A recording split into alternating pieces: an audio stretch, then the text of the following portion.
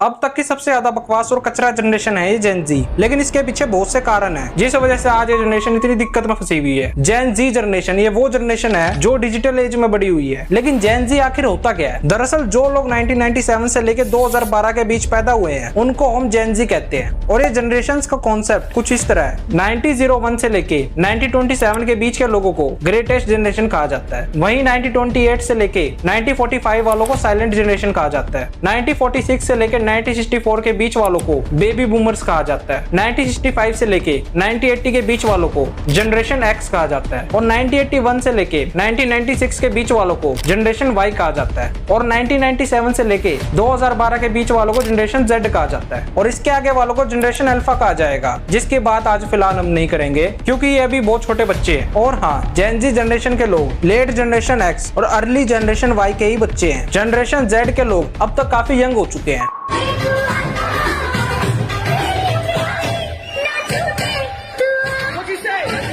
ये generation digital world के साथ बड़ी हुई है और स्मार्टफोन सोशल मीडिया इनकी लाइफ का एक मेजर हिस्सा है। लेकिन इनके सामने कुछ यूनिक चैलेंजेस भी हैं। आज हम इन्हीं चैलेंजेस को डिटेल में डिस्कस करेंगे। चलिए फिर वीडियो शुरू करते हैं।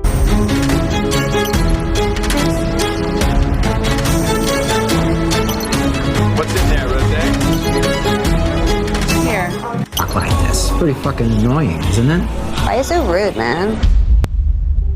जैन साथियों, सबसे पहला और सबसे बड़ा इशू ये है कि डिजिटल ओवरलोड। जेन जी हर वक्त ऑनलाइन रहते हैं। सोशल मीडिया, गेमिंग, स्ट्रीमिंग, इन सब की वजह से इनकी मेंटल हेल्थ पर नेगेटिव इंपैक्ट पड़ता है। अब मैं खुद भी इसी जनरेशन का हूं तो मैं इस बात से कम्प्लीटली एग्री करता हूं। रिसर्चर्स कहती हैं कि ज्यादा स्क्रीन टाइम की वजह से एंग्जाइटी और डिप्रेशन बढ़ने लगता है। साइबर बुलिंग और ऑनलाइन हैरेसमेंट भी हमारी इस जनरेशन का एक मेजर इशू है। एक सर्वे के मुताबिक लगभग 90% जेन जीओ को अपनी मेंटल हेल्थ के इश्यूज को फेस करना पड़ता है।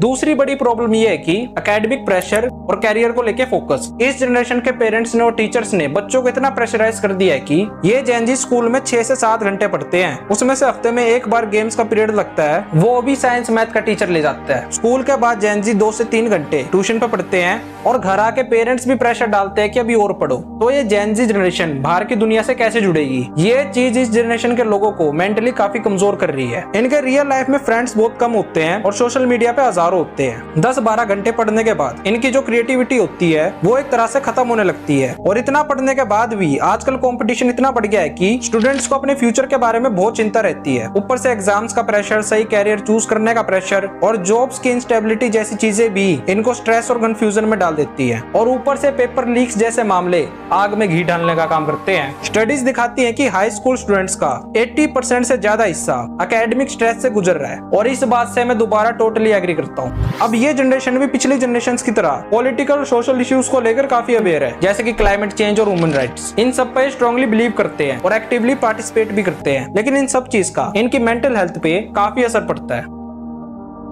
इस जनरेशन ने समय बदलते हुए देखा और इस जनरेशन के पास इतनी नेगेटिविटी झेलने की ताकत है ही नहीं, क्योंकि इस जनरेशन के बच्चों ने अब तक कोई ऐसा इंसिडेंट या इवेंट देखा ही नहीं है जिससे वो अपने दिमाग को स्ट्रॉन्ग कर सके। इससे पहले की जनरेशंस ने, जैसे कि ग्रेटेस्ट और साइलेंट जनरेशन ने इंडिया का फ्रीडम स्ट्रगल देखा था और वर्ल्ड वॉर भी देखे थे। वहीं बेबी बूमर्स जनरेशन ने आजादी देखी थी और इसके बाद हुए इंडिया, चाइना, पाकिस्तान के युद्ध भी देखे थे। वहीं जनरेशन एक्स वाई ने भी कई बड़े इवेंट्स को देखा था। लेकिन ऐसा कुछ भी अब तक जेन जीओ ने नहीं देखा है। फाइनेंशियल इंस्टेबिलिटी भी एक मेजर इशू है इस जनरेशन के लिए। Rising cost of education, student loans और अनएम्प्लॉयमेंट की वजह से इन्हें नौकरी पाने में मुश्किल हो रही है। स्टडीज बताती है कि 70% जेन जी ऐसे हैं जो शायद फ्यूचर में अपना खुद का एक घर तक नहीं खरीद पाएंगे, जो इनके स्ट्रेस में एक और मेजर रीजन बन गया।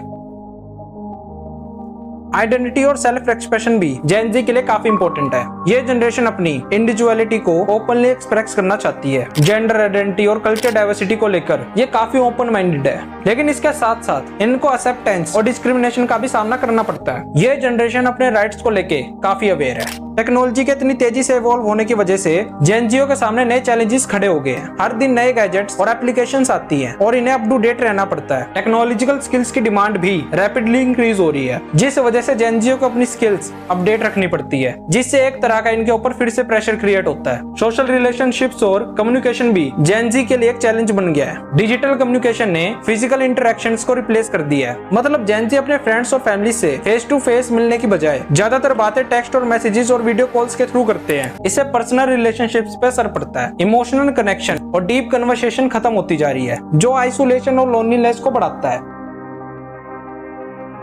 और ऊपर से पॉलिटिशियन इस जनरेशन के 12 से 20 साल वाले बच्चों का खूब फायदा उठा रहे हैं। हालांकि पहले की जनरेशन के साथ भी ऐसा होता था, लेकिन इस वाले के साथ कुछ ज्यादा ही नेक्स्ट लेवल का हो रहा है। दरअसल पॉलिटिशियंस सोशल मीडिया पे जेनजियो को थोड़े बहुत पैसे देके अपने अपोजिट लीडर को गालियां पड़वाते हैं और दूसरे धर्म वालों को भी गालियां पड़वाते हैं, जिस वजह से इस जनरेशन के लिए अपने देश से ज्यादा इम्पोर्टेंट अपना धर्म हो गया या फिर कोई नेता हो गया। अब धर्म मानना हर किसी का हक है और मानना भी चाहिए ये, लेकिन इस जनरेशन के लोगों में इन नेताओं ने ऐसा जहर भर दिया है कि ये दूसरे धर्म को गाली बकना अपने धर्म की बढ़ाई समझते हैं। इससे पहले की जनरेशंस भी अपने धर्म को मानती थी, लेकिन वो सबसे ऊपर देश को, राष्ट्रवाद को रखते थे। अगर ग्रेटेस्ट और साइलेंट जनरेशन भी इनकी तरह होते तो शायद जेनजी आज किसी अंग्रेज के घर में लैट्रिन साफ कर रहे होते।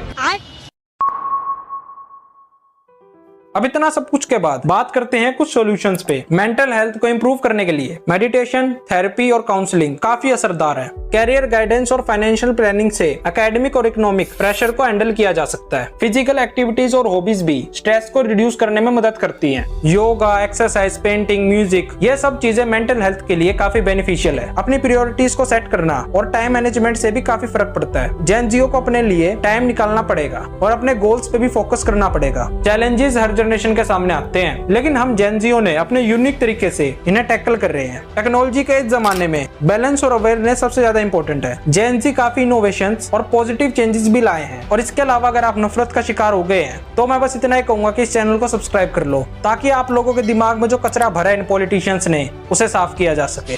मैं एक बात पहले क्लियर कर दूं कि मैं ना तो किसी पॉलिटिकल पार्टी को सपोर्ट करता हूं और ना ही किसी धर्म को गलत बताता हूं। फर्क नहीं पड़ता कि आप हिंदू हो या मुसलमान हो, इन सबसे पहले आप एक हिंदुस्तानी हो। अगर सही में चाहते हो कि हमारा देश तरक्की करे, यूरोप के देश और अमेरिका जैसा हमारा देश बने, तो सबसे पहला काम आवाज उठाना सीखिए। हर उस गलत काम के खिलाफ आवाज उठाइए जो आपके आसपास हो रहा है। जैसे कि अभी हाल ही में नीट का पेपर लीक हो गया और 24 लाख स्टूडेंट्स का फ्यूचर खतरे में आ गया। अगर जनता आवाज उठाती है तो बड़ी से बड़ी ताकतें उखाड़ के फेंकी जा सकती हैं। ये मत सोचिए कि ये काम सिर्फ अंग्रेजों के जमाने में होते थे। तो आजादी के बाद भी हमारे पास कई ऐसे एग्जाम्पल्स हैं जहाँ सरकार के गलत कामों के खिलाफ जनता ने आवाज उठाई है, जैसे कि 1974 का जेपी मूवमेंट और 2011 का अन्ना हजारे मूवमेंट। इन दोनों मूवमेंट्स ने उस टाइम की सरकार को उखाड़ फेंका था, जिसकी बात मैंने इन 2 वीडियोस में करी है। इस वीडियो के बाद जरूर चेक करना। उम्मीद करता हूं कि आज का वीडियो भी आपको अच्छा लगा होगा, तो लाइक कीजिए, शेयर कीजिए और कमेंट में बताइए कि और क्या क्या चैलेंजेस इस जेन जी जनरेशन को फेस करने पड़ रहे हैं। मिलते हैं किसी और वीडियो में, तब तक के लिए जय हिंद।